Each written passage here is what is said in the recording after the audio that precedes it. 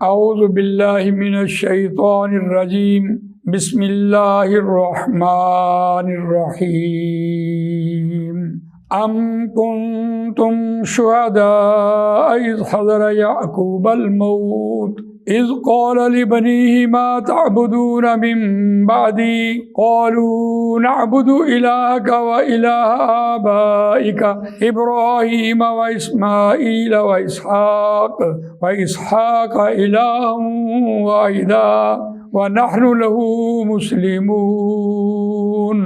آمنت باللہ صدق اللہ العظیم رب اشرح لی صدری ویسر لی امری واحلل عقدۃ من لسانی یفقہوا قولی اللہم ارنا الحق حقا وارزقنا اتباعہ وارنا الباطل باطلا وارزقنا اجتنابہ آمین یا رب العالمین۔ دوستو اور بزرگوں، سورہ بقرہ آیت نمبر 133 آپ کے سامنے تلاوت کی ہے، اور یہ پہلے پارے کا 16واں رکوع ہے۔ اس رکوع کا مضمون خاص طور پر ابراہیم علیہ السلام اور حضرت یعقوب علیہ السلام کی اپنے بیٹوں کو وصیت کہیں یا نصیحت کہیں۔ بہتر بات تو وصیت ہے کہ تمہارا دین کون سا ہے اور تم کس کے دین پر چلو گے، تو یہ وصیت ہم سنتے ہیں، اس کا روان ترجمہ تو پھر انشاءاللہ ام کنتم شہداء اذ حضر یعقوب الموت۔ اب یہ قرآن مجید کا اسلوب ہے کہ جیسے اس نے بات شروع کی ہے، پہلی آیت میں حضرت یعقوب علیہ السلام نے اپنے بیٹوں کو وصیت کر دی تھی، اور اب اس وصیت کا جو جواب ہے وہ سننا ہے، اور وہ کیا جواب ہے دیکھیے، ترجمہ سنیں۔ ام کنتم شہداء اذ حضر یعقوب الموت، کیا تم تھے اس وقت، موجود تھے، حاضر تھے جب حضرت یعقوب علیہ السلام کو موت آئی؟ اذ قال لبنیہ ما تعبدون من بعدی، جب کہا واسطے اپنے بیٹوں کے تم کس کی عبادت کرو گے میرے بعد، یعنی حضرت یعقوب علیہ السلام کی جو وصیت ہے اس کو ریپیٹ کیا قرآن نے، اور ابراہیم علیہ السلام کی جو وصیت تھی اس کو، اور پہلی آیت میں حضرت یعقوب علیہ السلام کی دونوں کی وصیت کو ایک یکجا کر دیا، اور اس آیت میں خاص طور پر حضرت یعقوب علیہ السلام کا ذکر کیا۔ اس کی وجہ کیا تھی کہ آج کا یہودی بھی اپنے آپ کو تو ابراہیمی کہتا ہے، لیکن وہ حضرت یعقوب علیہ السلام کی اولاد سے ہے۔ سارے مکر و فریب، ساری شرارتیں، یہ نسل جو چلی ہے حضرت یعقوب علیہ السلام سے، حضرت یعقوب علیہ السلام سے پہلے تو حضرت ابراہیم علیہ السلام کا دور کتنا پرانا دور ہوگا، تو یہاں سے بات شروع ہوئی ہے جو بالکل کرنٹ ایشو ہے۔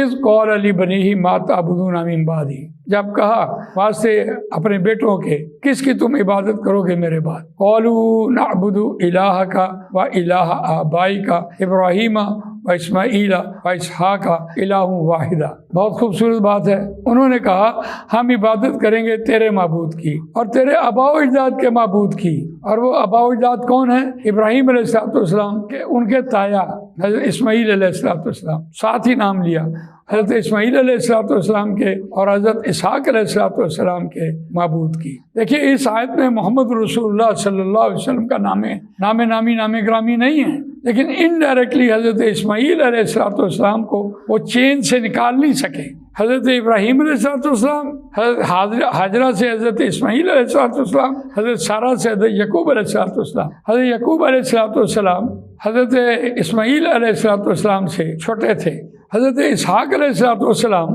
حضرت اسماعیل علیہ السلام سے 13 سال چھوٹے تھے۔ پھر حضرت اسحاق علیہ السلام نے 2 شادیاں کی، ان میں سے حضرت یعقوب علیہ السلام نے بھی 2 شادیاں کی، اور اسے آگے نسل چلی یہود و نصارہ۔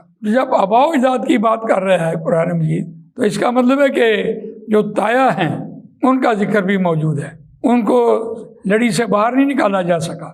ابراہیم علیہ السلام، اسماعیل بڑے بیٹے، حضرت اسحاق چھوٹے بیٹے، اور یہ حضرت اسحاق علیہ السلام کی اولاد سے۔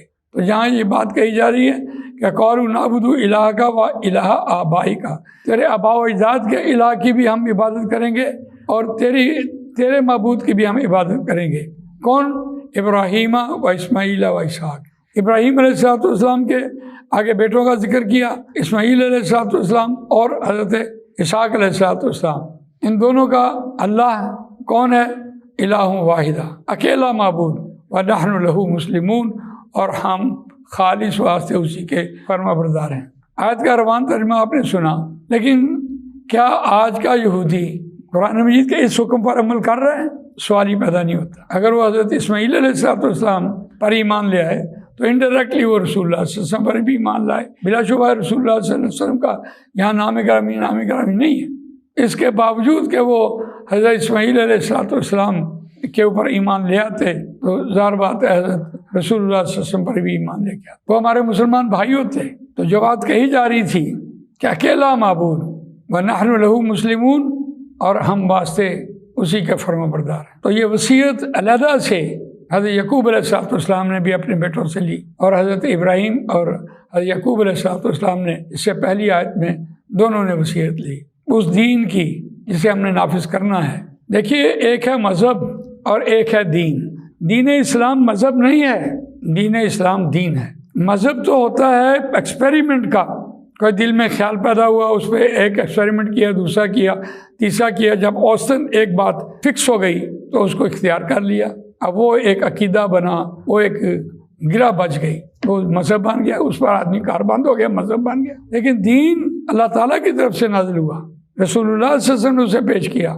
اس کے اجتماعیت کے 3 گوشے ہیں، یہ انفرادیت کے 3 گوشے ہیں مذہب کے اعتبار سے، عبادات اور معاشی نظام، معاشرتی نظام اور سیاسی نظام۔ اس کے 3 گوشے عبادات، معاملات اور رہن سہن، رسومات۔ اس کے اجتماعی گوشے دیکھیں، معاشرتی نظام، معاشی نظام اور سیاسی نظام۔ اگر اس کو ایک جملے میں یاد کریں، کھانا پینا، رہنا سہنا، ملنا جلنا، اگر یہ اجتماعی سطح پر ہو تب وہ دین بنتا ہے۔ اکیلے سے ہم جب کہتے ہیں کہ ہمارا ایمان ہے، قرآن مجید پر ایمان ہے، دین پر ایمان ہے، ہم اس سسٹم کو اوبے نہیں کر رہے۔ اس اینگل سے آپ اس کو دیکھیں۔ جزاک اللہ خیر۔